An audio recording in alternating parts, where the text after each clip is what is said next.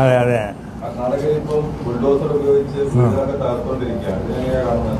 അല്ല, അത് നമ്മൾ നിങ്ങൾക്കൊരു സംഗതി തന്നിട്ടുണ്ടല്ലോ.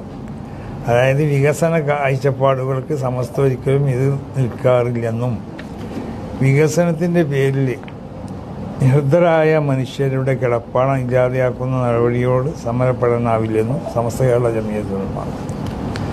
അപ്പോൾ അവർ വളരെയധികം പ്രയാസം അനുഭവിക്കുന്ന ആളുകളായിട്ടാണല്ലോ അങ്ങനത്തെ ഒരു സ്ഥലത്ത് അവർ താമസിക്കുന്നത്. അപ്പോൾ അവരെ ഇസ്ലാമിൻ്റെ ഏറ്റവും വലിയൊരു തത്വത്തിനത് ഇർഹമുൽ മസാക്കീൻ, പാവപ്പെട്ടവരോട് കൃപ കാണിക്കാം. അവർക്ക് ഏതെങ്കിലും നിലക്ക് അവരെ ഉന്നമത സ്വഭാവ നിലവാരത്തിന് തൊട്ട് നമ്മൾ താഴ്ത്തുന്നുണ്ടോ എന്നുള്ളൊരു ബോധം അവരിൽ ഉണ്ടാക്കി തീർക്കരുതെന്ന അങ്ങനത്തെ ഒരു ചിന്ത അവർക്ക് ഉണ്ടാകാൻ പാടില്ല. ആ നിലക്ക് അവരെ ഉയർത്തിക്കോണം. അപ്പോൾ നമ്മളൊക്കെ നമ്മളെ വീട്ടു ജോലിക്കാരൊക്കെ ഉണ്ടെങ്കിൽ അവരൊക്കെ കൂടെ ഇരുത്തിക്കൊണ്ടാണ് ഞാൻ ഭക്ഷണം കഴിക്കാം. കാരണം അവർക്ക് ചെറുതായി എന്ന് തോന്നാൻ പാടില്ല, ഞങ്ങൾ മോശപ്പെട്ടവരാണെന്ന് തോന്നാൻ പാടില്ല. അപ്പം നമ്മൾ എപ്പോഴും പറയുന്ന സംഗതികളാണ്. അപ്പോൾ നമ്മളായിട്ട് ബന്ധപ്പെട്ട് നിൽക്കുന്ന ആളുകളെ അവർ ചിലപ്പോൾ നമ്മളത്രത്തോളം വലിയവരായിക്കൊള്ളണമെന്നില്ല, അള്ളാഹുവിൻ്റെ അടുത്ത് അവർ വലിയവരാണെങ്കിൽ. അപ്പോൾ അവരെ നമ്മൾ കൂട്ടിപ്പിടിക്കണം.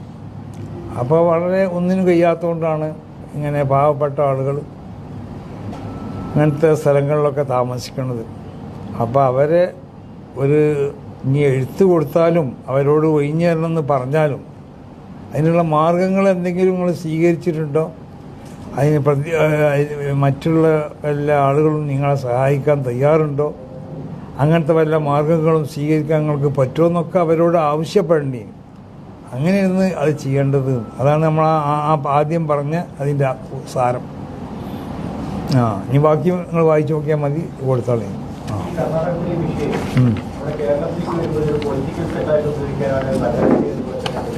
അത് കർണാടകയിലും അങ്ങനെ തന്നെയല്ലേ എല്ലാവരും ആ വിഷയം. ഇപ്പോൾ കർണാടകയിൽ BJP-കാരും അങ്ങനെയല്ലേ പറയണത്. അത് മോശമായി എന്നല്ലേ ഈ പൊളിച്ചത്, അല്ലേ? അപ്പോൾ അതൊരു പൊളിറ്റിക്കൽ പാർട്ടിൻ്റെ സ്വഭാവം എല്ലായിടത്തും അങ്ങനെ തന്നെ.